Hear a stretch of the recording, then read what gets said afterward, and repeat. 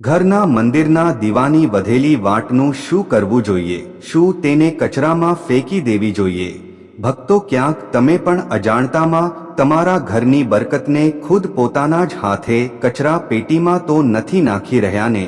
જરા વિચારો, જે દીવાને તમે ભગવાનની સામે પ્રગટાવો છો, સંગીત જેનાથી તમે તમારા ઘરનો અંધકાર દૂર કરો છો, પૂજા પૂરી થયા પછી તે જ દીવાની વધેલી વાટ, જેને જલેરી પણ કહેવામાં આવે હે, તેનું તમે શું કરો છો? જો તમે તેને ઉપાડીને કચરાના ડબ્બામાં ફેંકી દો છો તો સાવધાન થઈ જાવ, કારણ કે શાસ્ત્રો અનુસાર આ એક બહુ મોટી ભૂલ હોઈ શકે હે, જે ધીમે ધીમે તમારા ઘરની સુખ શાંતિ અને ધનને બાળીને રાખ કરી શકે હે.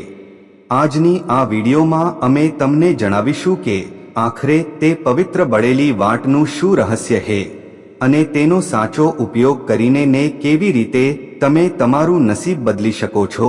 અને વિડીયોની વચ્ચે એક એવો ગુપ્ત પ્રયોગ જણાવીશું જે તમારા દુશ્મનોનું મોઢું હંમેશા માટે બંધ કરી શકે. એટલા માટે એક પણ સેકન્ડ છોડ્યા વિના આ વિડીયોને અંત સુધી ધ્યાનથી જુઓ અને સાંભળો. મિત્રો, આપણા હિન્દુ ધર્મમાં દીવાને માત્ર રોશનીનું સાધન નથી માનવામાં આવતું, પરંતુ તેને સાક્ષાત અગ્નિદેવનું સ્વરૂપ માનવામાં આવે. હે દીવો પરબ્રહ્મનું પ્રતીક હે. જ્યારે આપણે પૂજા કરીએ છીએ ત્યારે આપણે તે દીવામાં તેલ અથવા ઘી નાખીએ છીએ, જે આપણા સમર્પણ અને ભક્તિનું પ્રતીક હોય છે. અને તેમાં જે રૂની વાટ હોય છે તે આપણા આત્માનું પ્રતિનિધિત્વ કરે છે. જ્યારે તે વાટ બળે છે તો તેનો અર્થ એ છે કે આપણે આપણા અહંકારને બાળીને ઈશ્વરના પ્રકાશમાં વિલીન થઈ રહ્યા છીએ. હવે જરા વિચાર કરો, જે વાટે કલાકો સુધી ભગવાનની મૂર્તિ સામે બળીને તેમની આરતી ઉતારી હોય, જે વાટે મંત્રોની શક્તિને પોતાનામાં શોષી લીધી હોય અને જે વાટમાં સાક્ષાત અગ્નિદેવનો વાસ રહ્યો હોય, શું તે પૂજા પૂરી થતાં જ કચરો બની શકે? હે ના, બિલકુલ નહીં. તે હવે સામાન્ય રૂ નથી રહી, તે હવે એક સિદ્ધ વસ્તુ બની ચૂકી છે, જેને આપણે પ્રસાદનું રૂપ પણ માની શકીએ છીએ. પરંતુ અજ્ઞાનતાના કારણે આપણને ખબર જ નથી હોતી કે આ શક્તિનું સન્માન કેવી રીતે કરવું, અને આપણે તેને ઘરની ગંદકી સાથે બહાર ફેંકી દઈએ છીએ. આ સીધી રીતે તે સકારાત્મક ઉર્જાનું અપમાન છે જે તમે પૂજા દરમિયાન મેળવી હતી. આપણા વડીલો અને જૂના સંત મહાત્મા હંમેશા એવું કહેતા આવ્યા છે કે પૂજાનું ફળ ત્યારે જ મળે છે જ્યારે તેની પૂર્ણાહુતિ સાચી રીતે થાય. ધારી લો કે તમે બહુ સ્વાદિષ્ટ ભોજન બનાવ્યું, પરંતુ અંતમાં તેને પીરસતી વખતે જમીન પર પાડી દીધું, તો શું તે ભોજનનું કોઈ મહત્વ રહી જશે? બરાબર આવી જ રીતે તમે બહુ શ્રદ્ધાથી પૂજા કરી, દીવો પ્રગટાવ્યો, આરતી કરી, પરંતુ અંતમાં તે દીવાની પવિત્ર રાખ અથવા વધેલી વાટને ગંદી જગ્યાએ ફેંકી દીધી, તો સમજી લો કે તમે તમારી પૂજાના પ્રભાવને ખંડિત કરી દીધો. હવે સવાલ એ ઊભો થાય છે કે આખરે તે વાટનું કરવું શું તેને ભેગી કરીને રાખવી કે તેને ક્યાંક વિસર્જિત કરી દેવી? આના માટે આપણા તંત્રશાસ્ત્ર અને જ્યોતિષમાં બહુ જ અદ્ભુત અને ચમત્કારી ઉપાયો બતાવવામાં આવ્યા છે, જે તમારા જીવનની મોટામાં મોટી સમસ્યાઓને ચપટીમાં હલ કરી શકે છે. સૌથી પહેલા એ સમજો કે દીવાની વધેલી વાટમાં એક વિશેષ પ્રકારનું ચુંબકત્વ આવી જાય. આ તે શક્તિ છે જે નકારાત્મક શક્તિઓને કાપે છે. તમે જોયું હશે કે નાના બાળકોને ખરાબ નજરથી બચાવવા માટે ઘરની મહિલાઓ અવારનવાર કાજળ લગાવતી હોય, પરંતુ શું તમે જાણો છો કે બજારમાંથી મળતા કાજળ અને ઘરના મંદિરના દીવાની વધેલી વાટમાંથી બનેલા કાજળમાં જમીન આસમાનનો તફાવત હોય છે? જી હા, જો તમારા ઘરમાં કોઈ એવું બાળક છે જે વારંવાર બીમાર પડે છે અથવા જેને બહુ જલ્દી નજર લાગી જાય છે, દૂધ પીવાનું છોડી દે છે અથવા રાત્રે ડરીને રડવા લાગે છે, તો તમારે તે વધેલી વાટનો પ્રયોગ કરવો જોઈએ. આની રીત બહુ જ ધ્યાનથી સાંભળો. જે વાટ પૂરી રીતે બળી ચૂકી હોય અને માત્ર તેની કાળી રાખ બચી હોય, અથવા તો તે વાટ જે અડધી બળેલી હોય અને તેમાં કાળાશ આવી ગઈ હોય, તેને તમે બહુ જ સન્માન સાથે દીવામાંથી બહાર કાઢી લો. ધ્યાન રહે કે તેને કાઢતી વખતે તમારા હાથ શુદ્ધ હોવા જોઈએ. હવે તે બળેલી વાટને તમે એક નાની ચાંદીની અથવા તાંબાની ડબ્બીમાં ભેગી કરતા રહો. જ્યારે થોડી વધારે માત્રામાં વાટ જમા થઈ જાય તો તેમાં થોડું શુદ્ધ દેશી ઘી મિક્સ કરી લો. આ મિશ્રણ હવે એક સાધારણ કાજળ નથી રહ્યું, આ એક રક્ષા કવચ બની ચૂક્યું છે. આ કાજળનો ટીકો જો તમે તમારા બાળકના કાનની પાછળ અથવા પગના તળિયામાં લગાવો છો તો દુનિયાની કોઈ પણ ખરાબ નજર, કોઈ પણ નકારાત્મક હવા તમારા બાળકને અડી પણ નહીં શકે. આ કાજળ તે દીવાની પવિત્રતાથી બન્યું છે જે ભગવાનની સામે પ્રગટ્યો હતો. એટલા માટે આમાં ઈશ્વરના આશીર્વાદ સમાયેલા હોય છે. ઉપાય માત્ર બાળકો માટે જ નહીં પરંતુ મોટાઓ માટે પણ એટલો જ કારગર છે. જો તમને લાગે છે કે તમારા ઘરમાં કોઈએ કંઈક કરી દીધું છે અથવા તમે જ્યારે પણ ઘરની બહાર નીકળો છો તો તમારા કામ બનતા બનતા બગડી જાય છે, તો ઘરની બહાર નીકળતા પહેલા આ જ કાજળનો એક બહુ નાનો ટીકો જે કોઈને દેખાય નહીં તેવો તમારા કાનની પાછળ લગાવી લો. તમે જોશો કે તમારા શત્રુઓ તમારી સામે ટકી નહીં શકે અને તમારા અટકેલા કામ આપોઆપ બનવા લાગશે. આ શક્તિ છે તે બળેલી વાટની જેને તમે કચરો સમજીને ફેંકવાના હતા. હવે વાત કરીએ તે રહસ્યની જેના વિશે બહુ ઓછા લોકો જાણે છે. અને આ ઉપાય ખાસ કરીને તે લોકો માટે છે જેઓ ધનની અસ્તથી જજુમી રહ્યા છે અથવા જેમના માથા પર દેવાનો બોજ વધતો જ જઈ રહ્યો. હેમાં માતા લક્ષ્મીની સામે પ્રગટાવવામાં આવેલા દીવાની વધેલી વાટ સાક્ષાત ધનને આકર્ષિત કરનારું ચુંબક બની શકે છે. પરંતુ આના માટે તમારે એક વિશેષ પ્રક્રિયાનું પાલન કરવું પડશે. શુક્રવારના દિવસે જે માતા લક્ષ્મીનો દિવસ માનવામાં આવે છે, તમે જ્યારે સાંજે પૂજા કરો અને દીવો પ્રગટાવો તો કોશિશ કરો કે તમે કમળ કાકડીની માળાથી અથવા સ્ફટિકની માળાથી માતા લક્ષ્મીના મંત્રનો જાપ કરો. જ્યારે દીવો શાંત થઈ જાય એટલે કે ઓલવાઈ જાય તો તે વાટને ફેંકવાની જગ્યાએ તેને એક લાલ રંગના કપડામાં રાખી લો. આવી જ રીતે તમે સતત 11 અથવા 21 શુક્રવાર સુધી તે વાટોને તે લાલ કપડામાં ભેગી કરતા રહો. જે દિવસે તમારી આ સંખ્યા પૂરી થઈ જાય તે દિવસે તે લાલ કપડાની એક પોટલી બનાવી લો અને તેને તમારી તિજોરીમાં અથવા જ્યાં તમે પૈસા રાખો છો ત્યાં રાખી દો. તમે વિશ્વાસ નહીં કરો પરંતુ આ એક તોડકો એટલો શક્તિશાળી છે કે તે તમારા ઘરમાં ધનના પ્રવાહને ખોલી દે છે. આ પોટલી તમારા ધનના સ્થાનની નકારાત્મક ઉર્જાને શોષી લે છે અને ત્યાં એક પવિત્ર અને સકારાત્મક વાતાવરણ બનાવે છે જેનાથી માતા લક્ષ્મી ત્યાં સ્થાયી રૂપે નિવાસ કરે છે. પરંતુ થોભો હજુ વાર્તા પૂરી નથી થઈ. ઘણા લોકો એ ભૂલ કરે છે કે તેઓ વધેલી વાટને તુલસીના કુંડામાં નાખી દે છે એવું વિચારીને કે તુલસી પવિત્ર છે તો ત્યાં નાખવું યોગ્ય રહેશે. પરંતુ શાસ્ત્રો અનુસાર આ પૂર્ણપણે વર્જિત છે. તુલસીનો છોડ અત્યંત સંવેદનશીલ અને પવિત્ર હોય છે. તેમાં બળેલી વસ્તુ, રાખ કે તેલવાળી વસ્તુઓ નાખવાથી તુલસીના મૂળ ખરાબ થઈ શકે છે અને તુલસી સુકાઈ શકે છે અને ઘરમાં તુલસીનું સુકાવવું બહુ જ અશુભ સંકેત માનવામાં આવે છે. એટલા માટે ભૂલથી પણ દીવાની વધેલી વાટ કે ધૂપબત્તીની રાખ તુલસીના કુંડામાં ના નાખો. આ એક પ્રકારનો દોષ ઉત્પન્ન કરે છે. તો પછી જો આપણે કાજળ બનાવવા નથી માંગતા અથવા આપણી પાસે બહુ બધી વાટો જમા થઈ ગઈ હતો, તેનું વિસર્જન કેવી રીતે કરવું? આનો સૌથી ઉત્તમ રસ્તો છે જલ પ્રવાહ. જો તમારા ઘરની આસપાસ કોઈ પવિત્ર નદી, તળાવ કે વહેતું પાણી છે તો તમે તે વધેલી વાટોને ભેગી કરીને કોઈ કાગળમાં લપેટીને તે વહેતા જળમાં પ્રવાહિત કરી દો.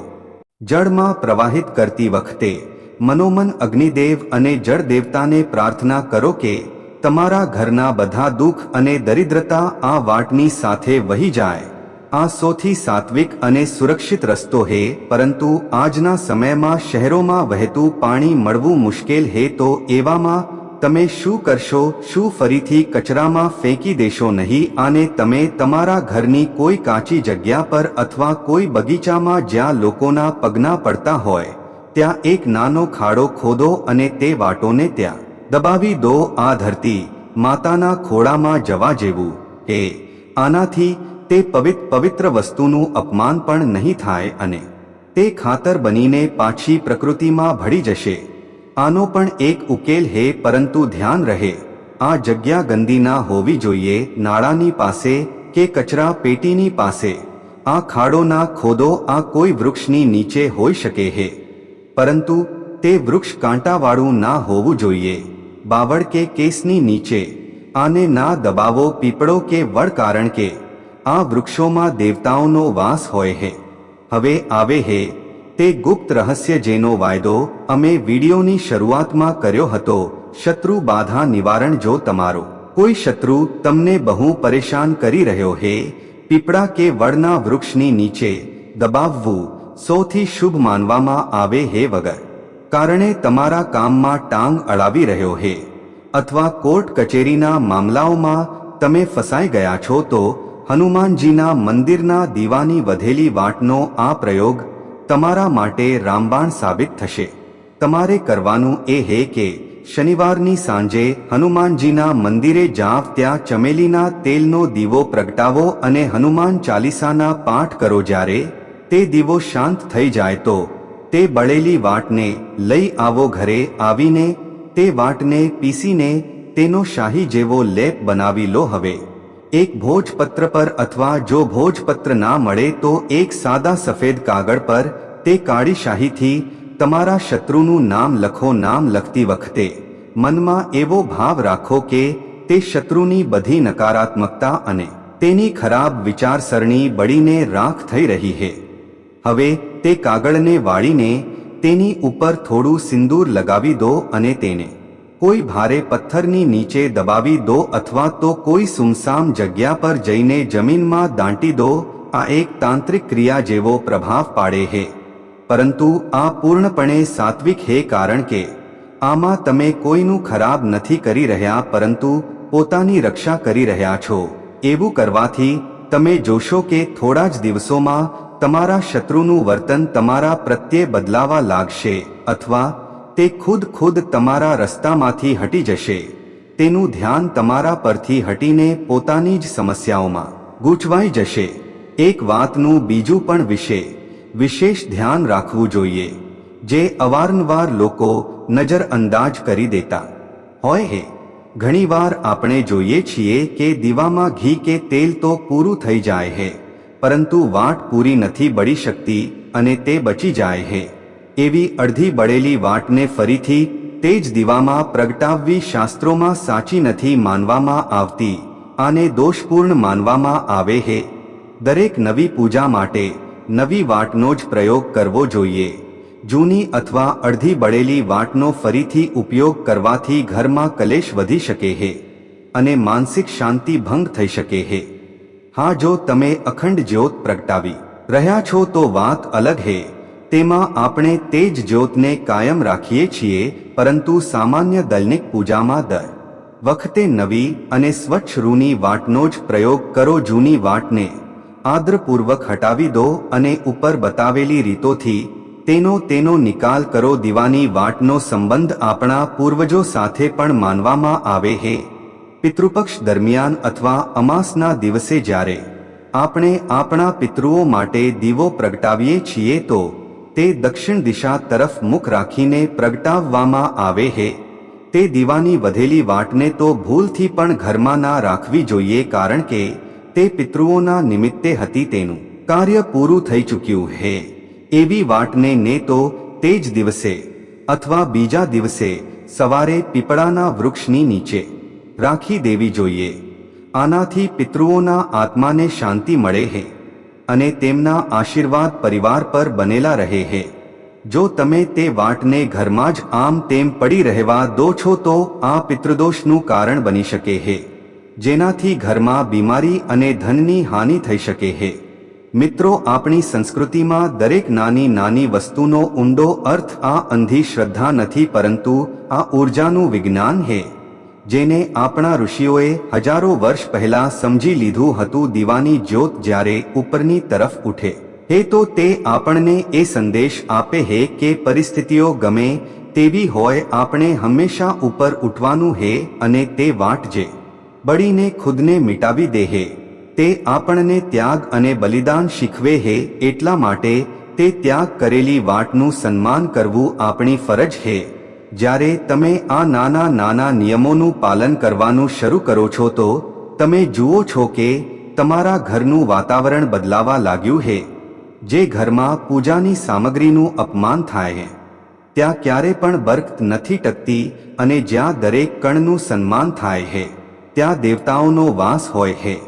એક બીજો પણ અદ્ભુત પ્રયોગ હે જે તમે આ વાટથી કરી શકો છો. જો તમને રાત્રે ખરાબ સપના આવે હે અથવા તમને લાગે હે કે તમારા ઘરમાં કોઈ અદૃશ્ય શક્તિનો પડછાયો હે તો તમે તે સૂકી બળેલી વાટને લઈ લો અને તેમાં થોડી ગોગળ અથવા લોબાન મિક્સ કરી લો. સાંજના સમયે ઘરના મુખ્ય દ્વાર પર અથવા ઘરના આંગણામાં હાણાના અંગારા પર આને નાખીને આનો ધુમાડો આખા ઘરમાં ફેલાવો. આ ધુમાડો એટલો પવિત્ર અને શક્તિશાળી હોય છે કે તે ઘરના ખૂણે ખૂણામાંથી નકારાત્મક ઉર્જાને બહાર કાઢી ફેંકે છે.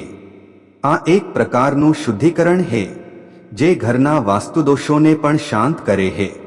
આ પ્રયોગ તમે અઠવાડિયામાં એકવાર ખાસ કરીને મંગળવાર અથવા રવિવારે કરી શકો છો. તો મિત્રો, આજે તમે જાણ્યું કે કેવી રીતે તમારા ઘરના મંદિરના દીવાની એક નાની વધેલી વાટ, જેને તમે કદાચ અત્યાર સુધી નકામી સમજી રહ્યા હતા, તે કેટલી કિંમતી અને શક્તિશાળી માત્ર કચરો નથી, ઊર્જાનો પૂજ હે. આ આશીર્વાદનો શેષ ભાગ હે. આગલી વખતે જ્યારે જ તમે પૂજા કરો અને દીવો ઓલવાઈ જાય તો તે વાટને ઉઠાવતા પહેલા એકવાર નમન કરો અને પછી તેનો સાચો ઉપયોગ અથવા વિસર્જન કરો. તમે જોશો કે તમારા જીવનમાં કેવા સકારાત્મક બદલાવ આવવાના શરૂ થઈ જાય છે. ધર્મનું પાલન માત્ર મલાઈ ખાવામાં નથી, પરંતુ સાચા આચરણમાં છે. અને સાચું આચરણ એ જ છે કે આપણે દેવ શક્તિઓના સંપર્કમાં આવેલી દરેક વસ્તુની ગરિમાને જાળવી રાખીએ. અમને પૂરી આશા છે કે આ માહિતી તમારી આંખો ખોલનારી સાબિત થશે. આ નિયમોને તમારા જીવનમાં અપનાવો અને પછી જુઓ ચમત્કાર. યાદ રાખો, ઈશ્વર ભાવના ભૂખ્યા છે, અને તમારો આ નાનો એવો સન્માનનો ભાવ તેમને પ્રસન્ન કરી શકે છે. ક્યારેક મોટી મોટી પૂજા પાઠથી તે ફળ નથી મળતું જે એક નાની સાવધાની અને સન્માનથી મળી જાય છે. પોતાના ઘરના મંદિરને માત્ર સજાવટનું સ્થાન ના માનો, તેને ઊર્જાનું કેન્દ્ર માનો અને તે કેન્દ્રમાંથી નીકળેલી દરેક વસ્તુને પ્રસાદ સમજો. જો તમને આ માહિતી મહત્વપૂર્ણ લાગી હોય અને તમે ઈચ્છતા હોવ તમારા મિત્રો અને સંબંધીઓ પણ આ પાપથી બચે અને પુણ્યના ભાગી બને, તો આ ગૂઢ રહસ્યને પોતાના સુધી સીમિત ના રાખો. જ્ઞાન વહેંચવાથી વધે છે. એટલા માટે આ ચર્ચાને આગળ વધારો બની શકે છે. તમારા એક પ્રયાસથી કોઈના ઘરનો વાસ્તુદોષ ખતમ થઈ જાય અથવા કોઈની અટકેલી પ્રગતિ શરૂ થઈ જાય, અને તેનું પુણ્ય તમને પણ પ્રાપ્ત થશે. કારણ કે સાચો રાહ બતાવવો એ પણ એક બહુ મોટો ધર્મ છે. ઈશ્વર આપ સૌનું કલ્યાણ કરે. તમારા ઘરમાં સદાય સુખ, શાંતિ અને સમૃદ્ધિનો દીવો બળતો રહે, અને તમે અજ્ઞાનતાના અંધકારમાંથી નીકળીને જ્ઞાનના પ્રકાશ તરફ આગળ વધતા રહો. અંતમાં એક વાત બીજી પણ જે બહુ જરૂરી છે. ઘણા લોકો આળસના કારણે કેટલાય દિવસો સુધી મંદિરની સફાઈ નથી કરતા, અને દીવામાં કેટલાય દિવસોની બળેલી વાટો જમા થઈ જાય. આ બહુ જ અશુભ છે. આ ઘરમાં આળસ અને દરિદ્રતાને આમંત્રણ આપે છે. મંદિરની સફાઈ નિત્ય હોવી જોઈએ. ભગવાનને પણ સ્વચ્છતા પ્રિય હે. વાસી ફૂલ અને બળેલી વાટો રોજ હટાવવી જોઈએ, જેથી નવી ઊર્જાનો સંચાર થઈ શકે. જેમ આપણે રોજ નાહીએ છીએ, નવા કપડાં પહેરીએ છીએ, તેવી જ રીતે મંદિરને પણ રોજ નવું પ્રભાત જોઈએ. જમા થયેલો કચરો ભલે તે પૂજાનો જ કેમ ના હોય, તે જાને રોકી દેહે, પ્રવાહને અવરોધી દેહે. એટલા માટે નિત્ય કર્મ કરો, નિત્ય સફાઈ કરો અને નિત્ય તે પવિત્ર વાટનો સાચો નિકાલ કરો. આ જ એક સાચા સાધકની ઓળખ છે.